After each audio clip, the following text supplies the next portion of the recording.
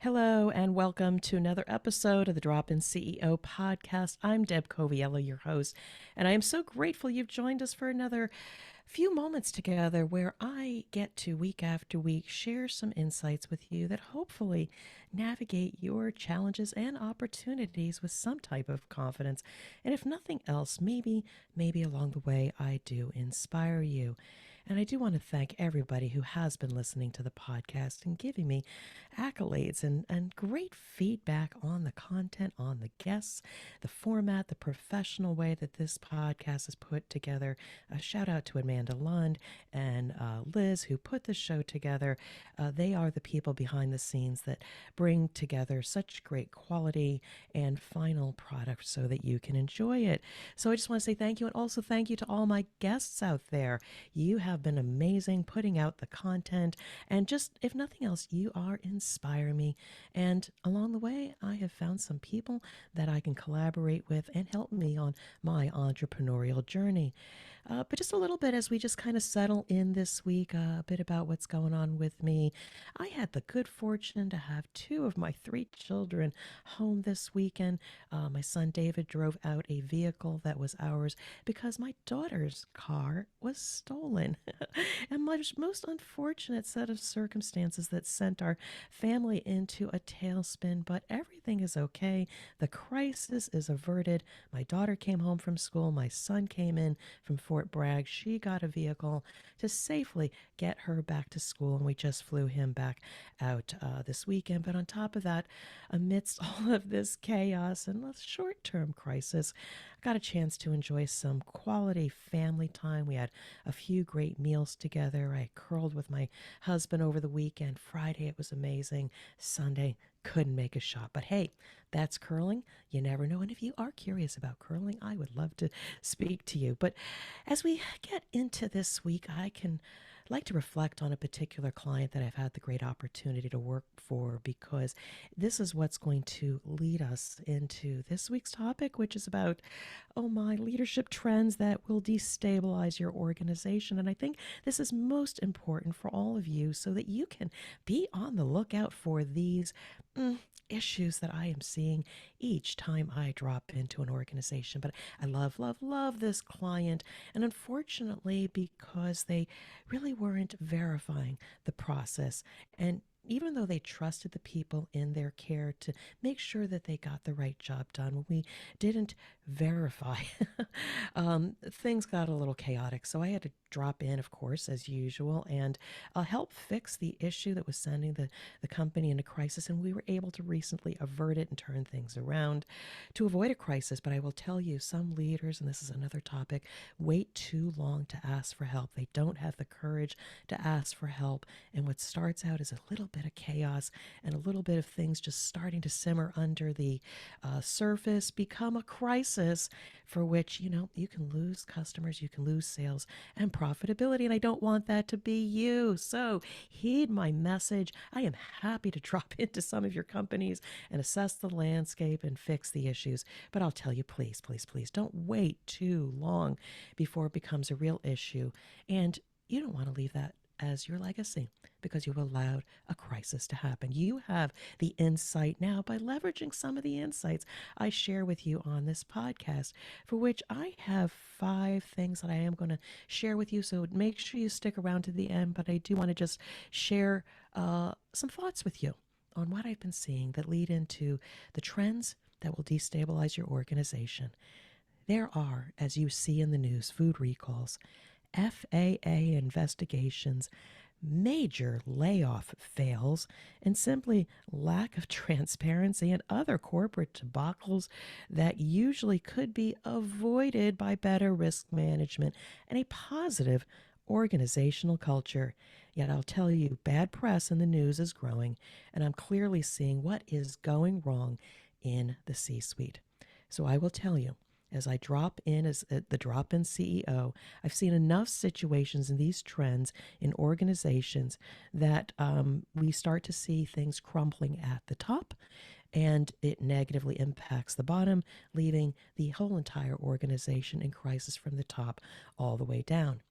Now, I will share with you before I share my insights with you that my superpower is to assess the landscape and listen to the people and find the clarity into what is truly the problem. It gets very noisy when you're in a place of chaos, and I just have this way of dropping in, looking around, and deeply listening to be able to truly qualify the problem that needs to be addressed. And I will say, in partnership with the C suite leader and their team, we fix those issues not only with the C suite leader, but we also, if there are issues with the people, we elevate their capability, their confidence, their capacity for a lasting impact to sustain the new level of performance. And I will tell you, in most cases, like I said before, I'm called too late when there is a crisis and the damage has been done. But I plead with you, heed these top 5 issues that I am going to share with you to prevent a crisis and perhaps bring me in when you're feeling a little bit uncomfortable. Things are getting a little chaotic, and quite frankly, you're up at 4 in the morning, up at 2 in the morning, and you are losing sleep. So, here are the 5 trends that I am seeing. Heed them, write them down, listen deeply, re listen to this or share this with somebody because I don't want this to be you. And again, my 5 tips. The first one, number one, have the courage to ask for help. Leaders, as I just shared with you, wait too long and hoping that the problem will go away or with simply brute force, it will get resolved. And they feel shame in asking for help when true leadership realizes that adding capacity and capability in their situation will help them navigate much faster away from a crisis. Again, I am happy to drop in and partner with you. I am here for you. But this podcast is a free resource for you to take a little bit of advice, look at your situation, and see if you could apply them now. Number 2, I mentioned this early on, trust but verify. As organizations grow and we become increasingly disconnected from the tactical execution of the strategy, leaders, quite frankly, I'll say, get a little lazy and trust their people are giving them the right information. Now, honestly, we do need to expect that we build out our talent and give us the information that we need, but every once in a while, we need to challenge the data that you are receiving and verify that it is the truth. Discovery will help you feel confident that things are working or that there is transparency and that if there are risks, you have the opportunity to close those gaps. Number 3, losing connectivity with people as the organization grows. I wish you amazing success that you go from 1 to 10 to 25 to 40 to 75 to 100, but then something terrible happens. The CEO says, I don't remember the names of the people. I don't remember their birthdays or details about their families. Leaders need to find ways to assure their messages are cascaded down and understood by the team. And additionally, have a vehicle that the issues, the gaps, the perceptions need to flow up to you and have access to the senior leadership who value their feedback and can take action before you get into a crisis, because you don't want to be that person that walks by that employee that says, yeah, I heard the CEO, they're a real nutcase. And you just happen to be listening to this when you realize you don't know them and they don't know you. Don't be that leader that starts getting that negative undertow and negative culture because you've lost connection with your people. Find creative ways to assure people feel included and they belong and they're a part of a rich culture that values individuals versus simply results. I've got a lot of ideas around here, ways to communicate, ways to engage with your people, but just find a creative way that you can stay connected to the people. Number 4, close the gaps in performance, not results. I have said this so often. When you choose to close gaps in people's capacity and their capability, or even quite frankly, their confidence, you unleash their potential because these are the things that are holding them back. When leaders focus on the results and people are not performing at their peak based on leading indicators or barriers, you will never, ever sustain any short lived results that you might get. If If you focus on the people, they will get you the results. And again, patience and courage to tell your stakeholders if you don't get the results every single week or every single month, tell them trust the process. Because when you see people starting to shine and get their confidence and they're starting to produce, the results will come not just today, but sustainably. You've heard me talk about this over and over again. Results are important, but they're a lagging indicator of focusing on the leading indicators of capability, competence, and confidence to unleash potential. Number 5, leaders no longer need to be lonely. I have dropped into organizations and I look at the leader, and yeah, they're having some business issues or crises, but I'll also find upon speaking to them, they're simply lonely and they don't have anybody to talk to. You often say it's lonely at the top, but the fact is you have a choice to have a partner or a number 2 that can be a trusted, confident to speak to and help navigate out of a crisis or even avoid it. And so often they will seek the advice of their C-suite team or their board of advisors, as they should. However, they're not impartial and a little too close to the situation. Consider a drop in CEO as another guide in your journey to lead organizations. I'm not here to replace, but somebody that can bolt on to your capability as well as your internal trusted advisors to provide an external perspective, but also roll up their sleeves, do the work with you till you navigate away from the crisis or avoid it. And you can take action to actually just stop the loneliness and expand your valuable resource and network. Failure to do so may make it lonelier when you can't see the challenges in front of you. So there you have it. There you have it. 5 trends that I've seen that you need to avoid. Have the courage to ask for help. Trust, but verify. You're losing connectivity with people as the organization grows.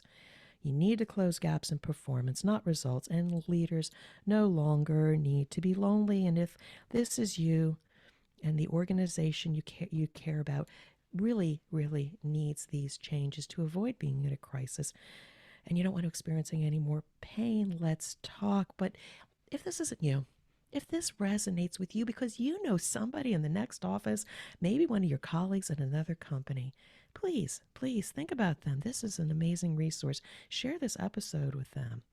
But if it is you, I do hope you can apply these items that I have shared with you to apply to your situation. I make it do it yourself. I give you some tips and ideas or just some thoughts to inspire you. But if you do want to connect, there are many ways. Connect with me on my website, dropinceo.com. Message me on my contact page. Also reach out to me on LinkedIn. I'm very accessible. I am there. That is my playground. And another resource while I'm thinking about it is think about if you perhaps enjoy video better and just want to get shorts and highlights and other crisis management pep talks, etc. Go over to my YouTube channel, Drop In CEO, and you will find so many, many resources, my podcast episodes, and all kinds of tips and tricks, because all I want to do is see you succeed, not struggle as much, and I want to be that resource. So that is it. Again, I hope this episode around leadership trends that I see are destabilizing organizations at the top. I hope it was valuable for you because I see this happen. And again, my job really is to work myself out of being the drop-in CEO. I want to be able to provide these resources so you can avoid crisis. But just think about your situation. If you just need somebody to talk to, even for 30 minutes, reach out to me. I am here for you just to provide some value and a sounding board because I want to see you succeed. And so with that, I want to thank you for dropping in on another episode of the podcast. I'm Deb Coviello, your host and your guide, and hopefully your number 2 on this journey. I just want to wish you all well, much success, and until we connect again, be well and take care.